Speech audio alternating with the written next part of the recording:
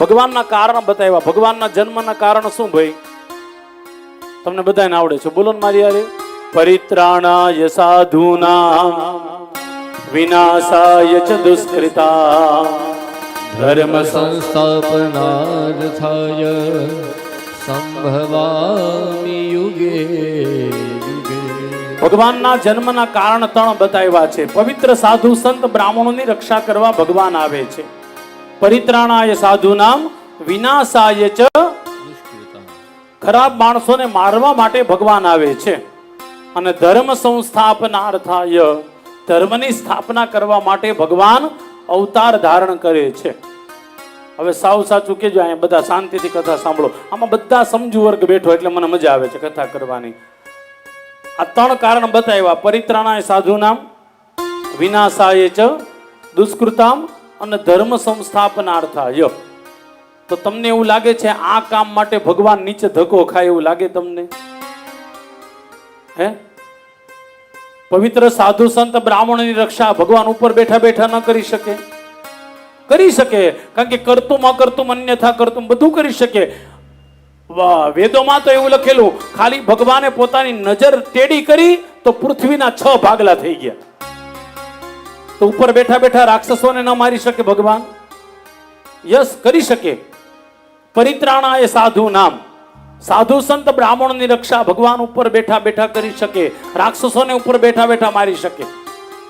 અને એટલું જ નહીં, ધર્મની સ્થાપના પણ ભગવાન ઉપર બેઠા બેઠા કરી શકે છે. તો ભગવાનને આવવાનું કારણ શું? હવે ઈ સાયલેન્ટ છે, યાદ રાખજો. ભગવાનને આવવાનું કારણ શું આયા? તો કે ભગવાન ઉપર બેઠા બેઠા ધર્મની સ્થાપના કરી શકે, રાવણને કંસને ઉપર બેઠા બેઠા મારી શકે. પણ જે સબરી વાટ જોવે છે એની માટે તો રામને અહીંયા આવવું પડે. જે સબરીના બોર વાટ જોવે છે કે મારો રામ ક્યારે આવશે, મારા, એની માટે સબરીને ત્યાં ન બોલાવે, રામ ભગવાનને અહીંયા આવવું પડે. કેટલાય હનુમાન વાટ જોવે, કેટલાય વિભીષણ વાટ જોવે, એની માટે ભગવાનને અહીંયા આવવું જ પડે. એટલે યાદ રાખજો, આ ત્રણ કારણ તો બહુ ગૌણ છે સાહેબ. પણ ચોથું કારણ, ભક્ત હેતુ હરિરૂપ બનાયો, બ્રહ્માનંદ મેરે મન ભાયો. ભક્ત હેતુ હરિરૂપ બનાયો, બ્રહ્માનંદ મેરે મન ભાયો. ઉપર બેઠા બેઠા સબરીના બોર ભગવાન ન ખાઈ શકે, એની માટે રામને નીચે આવવું જ પડે. ઉપર બેઠા બેઠા રાવણને મારી શકે હો, ઉપર બેઠા બેઠા ભગવાન બધું કરી શકે. પણ સબરીને મળવા માટે, હનુમાનને મળવા માટે, સુતીક્ષ્ણને મળવા માટે, વિભીષણને મળવા માટે ભગવાનને અહીંયા જ આવવું પડે છે. અરે સાહેબ, આપણે ત્યાં તો એવી એવી કથા છે, જ્યારે ભગવાન લંકામાં ગયા ને ત્યારે ભગવાને ખાલી આમ તીર છોડ્યું ને તો રાવણના માથા ઉપર જે મુંગટ હતો ને એ મુંગટ સાથે એના કમંડળ, એના કુંડળ પણ ભગવાન રામ પાસે આવી ગયા. હવે વિચાર કરો, એક તીરથી ભગવાન એટલું કરી શકે. હમણાં જીતેન્દ્ર દાદાએ બહુ સરસ મજાની વાત કરી, ઓલા તાળની વાત કરી ને, જે સાહેબ આખી કથા હું તમને કહીશ, તમે જોજો સાહેબ. આ રામનું રામની શક્તિ જોવો સાહેબ. આ તાળની વાત કરી આવશે કથામાં, ત્યારે હું ચોક્કસ તમને કહીશ. આ પાડાની વાત કરી હું તમને કહીશ, તમે જોજો સાહેબ. રામ બધું કરી શકે, પણ એક વસ્તુ નથી કરી શકતા, એની માટે ભગવાને પ્રેઝન્ટ ત્યાં રહેવું પડે. અને ભગવાન આવ્યા છે એટલા માટે જ કે કોક શબરી કોક કૌશલ્યા વાટ જોવે છે. કોણ કહેતે હે ભગવાન कौशल्या की तरह तुम बुलाते नहीं, कौन कहते हैं भगवान खाते नहीं, यशोदा की तरह तुम खिलाते नहीं. 21મી સદીમાં આજે હોતે કૃષ્ણ ને રામ ને પાછું આવવું છે, પણ સબરી ક્યાં ગોતે? હે, કૌશલ્યા ક્યાં ગોતે? વિદુર કાકા ક્યાં ગોતે? એને તો આવવું જ છે સાહેબ, પણ એકાદો સબરી એકાદી મળવી તો જોઈએ ને. આજ સમજવાનું છે તમારે મારે સાહેબ. પરમાત્માને આજે પણ આવવું છે. અને યાદ રાખજો, કળયુગમાં ભગવાન નથી આવ્યા એવા દાખલા નથી હો. મને વ્યક્તિગત કહેવા દો સાહેબ, એ ત્રેતા યુગમાં, સતયુગમાં અને દ્વાપર યુગમાં જેટલી વખત ભગવાને ધક્કો નહોતો ખાધો એની કરતા વધારે કળિયુગમાં ભક્તો માટે ભગવાન આવ્યા છે. પ્લીઝ અન્ડરસ્ટેન્ડ, મારું વાંચન છે એટલા માટે કહું, કળિયુગમાં સૌથી વધારે ભક્તો માટે ભગવાન આવ્યા છે. જલારામ બાપા માટે આવ્યા કે નહીં? હે, આવ્યા ને? જલારામ બાપા, અરે જુનાગઢની બાજુમાં બિલખા ગામ છે, ત્યાં સગાળસા શેઠ થયા. આ સગાળસા શેઠની માટે ભગવાન આવ્યા હતા. જવા દો ને સાહેબ, એક જ વ્યક્તિ માટે 52 વખત ભગવાને ધક્કો ખાધો. કોણ? નરસિંહ મહેતા.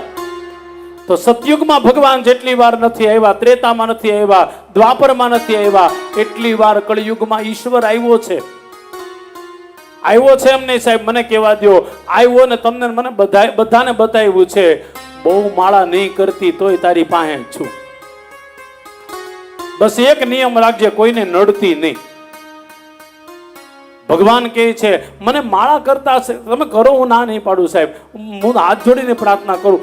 માળા કરો એની હારે મને કાંઈ જ વાંધો નથી, પણ માળા કર્યા પછી આખા ગામને નડીએ છીએ ને એ ખોટું. એની કરતા અહીંથી ચોખ્ખા થઈ જાવ એકવાર. ભગવાનને આ ગમે. તમે અહીંથી કેટલા ક્લિયર છો? અહીંથી ક્લિયર હશો એટલે ઈશ્વર તમારી પાસે એકય માળા નહીં કરીએ તોય આવશે.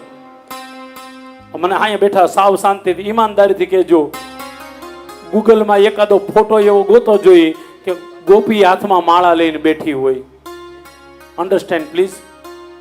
યશોદામાં હાથમાં માળા લઈને બેઠા હોય, કાના કાના જપ કરતા હોય. અરે જવા દો ને, એ નરસિંહ મહેતાએ માળા કરી, એક ફોટો તો બતાવો.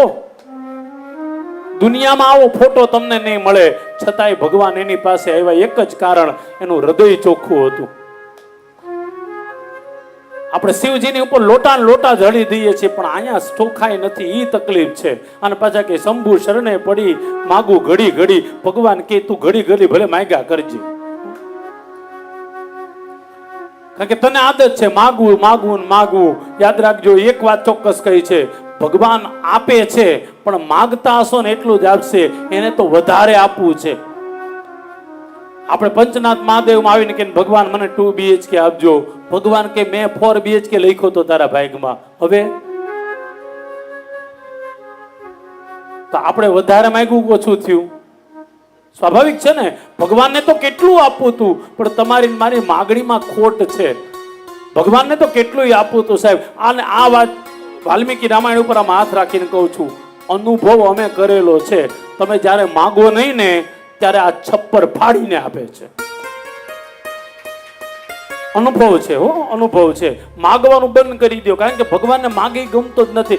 મારી મૂળ વાત છે, આજે પણ ભગવાનને આવવું છે, પણ કોક શબરી બને તો ખરા. આજે વિદુર કાકા કોક બને તો કૃષ્ણને પાછું આવવું છે. આજે હોતે સાહેબ એ ગર્ભ મૂકી અને છાલ ખાવાની તેવડ આજે હોતી ભગવાનની છે. હજી એક વાર કહી દઉં, કળિયુગમાં સૌથી વધારે ભગવાન આવ્યા છે. મેં અવારનવાર કથામાં લોકોને કીધું છે, એક વસ્તુ ચોક્કસ રાખજો, અહીંથી ક્લિયર થઈ જાઓ. અહીંથી ક્લિયર થઈ જાઓ ને આખી દુનિયા તમને ગમવા માંડે. અને આખી દુનિયા તમને ગમવા માંડે એટલે સમજી લેવાનું ભગવાન તમારી આજુબાજુમાં જ ફરતો હોય.